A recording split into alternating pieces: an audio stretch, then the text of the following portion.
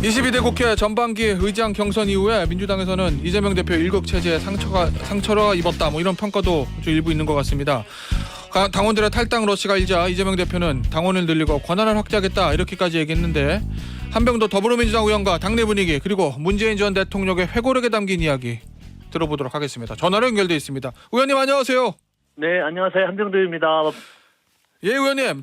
네네. 우원식 의원이 22대 국회 전반기 의장 후보로 민주당 선출됐습니다.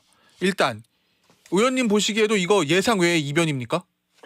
그 많은 언론에서도 그렇고요. 예. 초기에는 그 당선자들 사이에서도 그 추미애 전 장관님에 대한 이야기들이 좀 많았던 것 같습니다. 예. 그런데 이제 이 선거 중에서 가장 어렵고 파악하기 어려운 게 예를 들어서 원내대표 선거라든지 국회의장, 부의장 선거, 의원들이 선거하는 선거가 가장 파악하기 어렵다고 하거든요. 예. 그래서 이번에 또 참 그게 어렵게 다들 예상을 했는데, 의외로 우원식 의원님이 그 당선이 되면서 많은 분들이 이변으로 생각을 하고 있습니다, 현재. 알겠습니다. 네. 자, 그런데 지금 강성 당원들이요, 예. 수박 색출 작업을 하겠다, 이렇게들 예. 좀 여진들이 있잖아요. 예. 이 상황은 어떻게 보세요, 의원님? 지금 제가 봤을 때는 추미애 전 장관님이나 우원식 의원님 두 분 다 훌륭하게 역할을 수행하실 분이라고 생각이 듭니다. 지금 반기를 들었다 색출하겠다 그러는데 저는 좀 반기라는 표현은 좀 적절하지 않고요. 예. 실제 존재를 하지도 않습니다. 아, 그래요? 예. 그런데 당선인들이 봤을 때는 의장으로서 개혁 과제를 누가 잘할 것인지 더 적합한지 선택한 결과라고 생각을 하고 저는 그 이상은 없다고 생각이 듭니다. 알겠습니다. 예. 근데 정청래 최고위원은 당원이 정당의 주인이다 이렇게 당원들에게 사과하고 우원식 의원은 야 이거 적절하지 않은 발언인데 이렇게 얘기하고 있는데 이거 좀 여진이 남아 있는 거 아니에요? 그때 이제 그런 서로 간의 논쟁이 약간 있었지만 그 뒤에는 이제 좀 정리가 되지 않았습니까? 네. 그리고 또 이제 대표께서도 계속 강조를 하시는 게 제가 그 토요일에 호남 당원 행사도 갔었거든요. 아, 같이 가셨어요? 예. 그때 이제 거기서 하시는 말씀이 우리 이제 서로에게 그 의견이 다를 수도 있다. 예. 그럴 때 이제 치열하게 논쟁하고 책임을 묻고 서로 비판을 할 수도 있는데 상대 의견이 틀렸다는 것으로 단정하고 외면해버리면 그걸로 끝이지 않느냐. 예. 그러니까 이제 이번 일도 민주당이 건전하게 발전해 나가는 과정이라고 좀 생각을 하자 이렇게 강조를 하셨거든요. 예. 그렇기 때문에 또 이제 22대 국회 개원이 굉장히 중요하고 네. 또 지금 원팀으로 똘똘 뭉쳐야 될 거고 그것을 통해서 그 윤석열 정권의 독주를 막고 좀 민생을 살리라는 그런 명령이시잖아요. 네. 그래서 두 분의 이런 어떤 다른 의견들이 내용으로까지는 번지지 않을 거라고 저는 확신을 합니다. 알겠습니다. 네네. 같이 가셨다는 호남 행사에서 이재명 대표가 네네. 이렇게 얘기했어요. 예. 당원 중심의 대중정당 그리고 의원 중심의 원내정당은 언제나 부딪힌다. 아무래도 첫 네. 길을 가다 보니까 이슬에 많이 젖고 풀립에 다칠 수 있다. 이런 얘기하면서 결국 이제 당원의 권한을 확대하겠다. 권리관 당원의 표의 가치를 2배 이상 증가시켰다. 이런 취지의 얘기했는데 어떤 맥락에서 나온 얘기입니까? 이 얘기는. 그러니까 이제 시대적 상황에 따라서 그 당원이나 대의원 비율 이런 건 항시 변화가 있었습니다. 전에는 예를 들어서 일반 국민을 100% 반영을 해서 후보자를 선출하는 게 맞다라고 양 정당에서 그러한 의견이 많았던 때도 있었고요. 예. 근데 저희 민주당은 지금 그 당비를 내는 당원이 거의 125만 명에 육박을 합니다. 예. 그리고 당원으로는 250만 명을 지금 평가를 하고 있고 예. 그래서 과거에 비해서 당원의 비중이 압도적으로 많이 늘었습니다. 그래서 이제 당원 중심의 대중정당으로 나아가는 이 길에 서 있지 않느냐. 현재 시대에서 민주당은 당원 중심의 대중정당이요. 예. 예. 그 정도로 나아갈 정도의 예. 당원 구조가 이미 형성이 됐다. 그래서 이제 이 시대에 맞게 그러면 비율을 어떻게 조정할 것이냐. 예. 일반 국민의 의견도 중요하고 당원 의견도 중요한데 당원 비중이 많이 늘었기 때문에 그 비중을 키우는 방안에 대해서는 고민을 해야 될 시점은 되지 않았나 예. 이렇게 생각을 합니다. 그런데 의원님 이런 얘기들도 네. 하잖아요. 이 당원들은 대부분 이제 민주당에 대한 적극 당연히 지지층일 건데 너무 당원들 의견에 귀 기울이다 보면 오히려 선거의 승패를 결정짓는 중도층 민심에서 좀 멀어지는 거 아니냐라는 우려도 있지 않습니까? 당연히 정당에서는 일반 국민의 여론을 다양한 경로를 통해서 여론 조사도 하고 예. 다양한 방법으로 파악을 하죠. 그런데 이제 지금 쟁점이 되는 것은 특히 후보자로서 당대표라든지 뭐 국회의장 아니면 이제 당에 나가는 예. 그 어떤 최고위원들 예. 이런 걸 선출하는 과정에서의 당원의 비율을 이야기하는 것이기 때문에요. 예. 그 당내 선거에서의 당원들의 비중을 높이는 건 그건 조금 또 다른 문제입니다. 알겠습니다. 그렇기 때문에 국민 여론은 당원 전체 구조에서 당에서 제대로 수용을 하되 후보자를 선출하는 과정에서 당원들이 많아졌기 때문에 비율을 어떻게 할 거냐는 것은 그 현명한 논의가 필요한 시점이긴 합니다. 알겠습니다. 네네. 그런데 그 강성 당원들이요. 네네. 탈당하겠다. 여기까지는 좋은데 이 탈당하고서 조국혁신당 가겠다고 지금 한다고 보도가 좀 됐어요. 네네. 이거 이러면 앞으로 만약에 그런 일이 벌어지면 민주당하고 네. 조국혁신당의 관계가 좀 묘하게 되는 거 아닙니까? 그래서 이제 대표께서도 예. 이제 탈당을 하지 말아주고 오히려 입당을 해달라. 이렇게 요청을 하고 있고 지금은 많이 이제 좀 소강 상태입니다. 예. 탈당 막 하고 있는 것이 예. 소강 상태이기 때문에 정말 제대로 민주당이 역할을 해야 윤석열 정부를 견제를 할 수 있기 때문에 네. 탈당하고 그런 모습들은 좀 안 해주셨으면 하는 그런 당부의 말씀을 드리도록 하겠습니다. 알겠습니다. 네. 의원님, 이재명 대표 연임 여부 결정됐습니까 지금?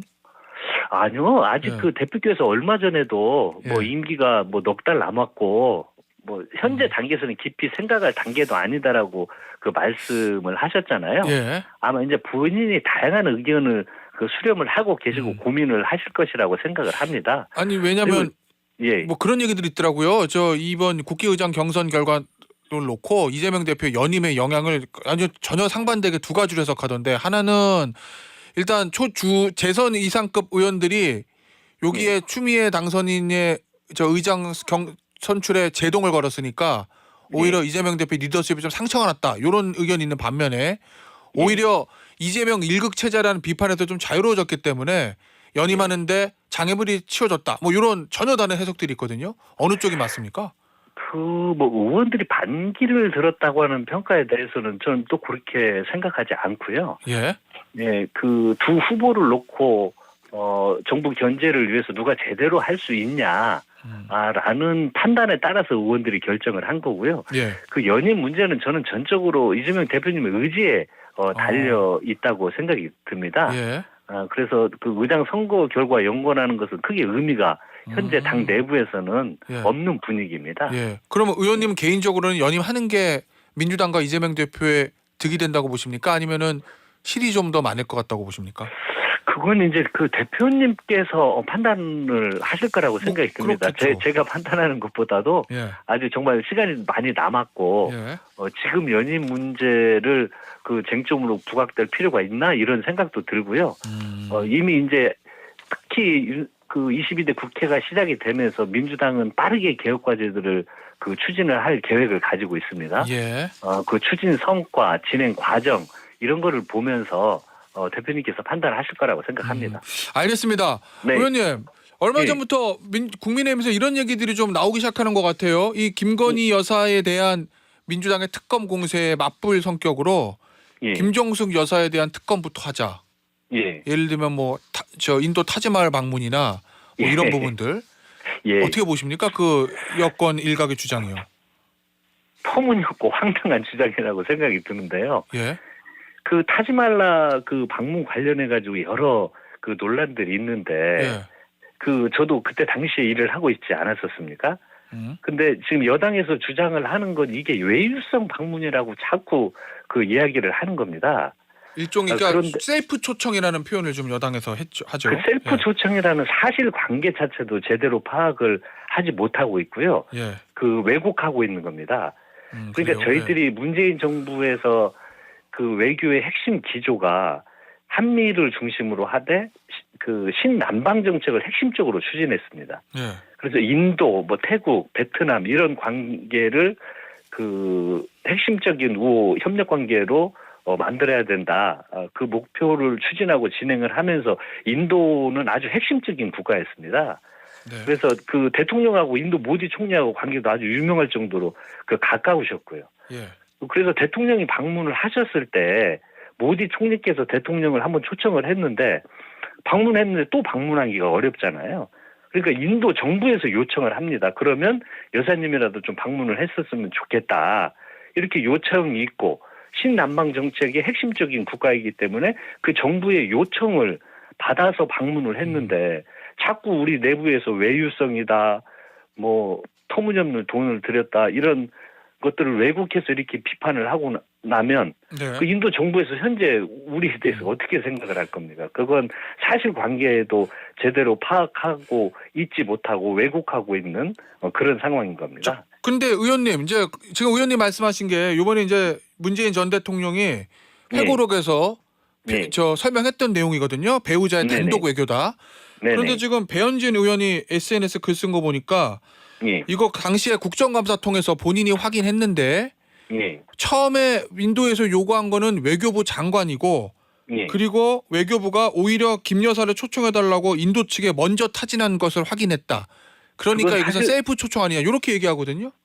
그건 사실관계가 맞지 않고요. 그래요? 당연히 그 관련 부처 장관에게도 초청장을 보냈고 우리 정부에게도 초청을 요청을 정확히 했습니다. 예. 그래서 그 대통령이 가지 못하는 것은 인도에서 우리를 그만큼 그 중요하게 생각을 했기 때문에 그리고 타지말라 행사에 대통령보다 장관이 오는 것이 훨씬 그 행사의 의미를 살리기에 적합하다고 판단을 해서 여사님을 초청을 한 거거든요.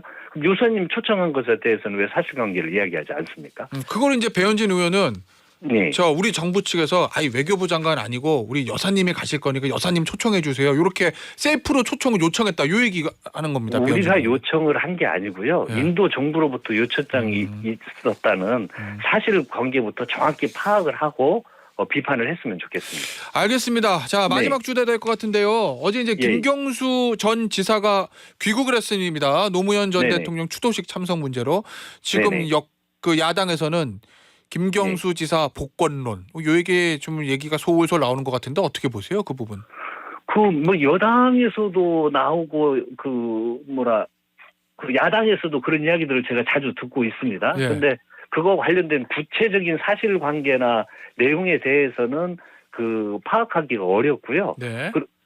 좀 더 구체적인 거 듣고 있는 바가 전혀 없습니다. 자 그러면 근데 이제 의원님, 정치권에서 그 분석하고 이렇게 되지 않을까라는 어떤 기대 아니면 분석 이 정도인 것 같습니다. 그럼 윤석열 대통령이 키를 쥐고 있는데 결국 대통령 권한이니까 김경수 전 네네. 지사 복권 시켜야 된다고 보십니까? 저는 이제 많이 시간이 지났고 했기 때문에 복권도 적극적으로 좀 검토해야 되지 않나 그렇게 생각을 합니다. 만약에 복권이 되면 친문 세력의 구심점이 될 수 있습니까? 그 아마 제가 아는 김경수 지사는 복권이 됐다고 바로 정치에 현장에 뛰어들고 구심점 역할을 바로 할지 아니면 시간을 좀 더 두고 볼지는 좀 지켜봐야 될 것 같습니다. 알겠습니다. 오늘 네. 인터뷰는 여기서 마무리하도록 하겠습니다. 지금까지 더불어민주당의 한병도 의원이었습니다. 의원님 감사합니다. 네, 감사합니다.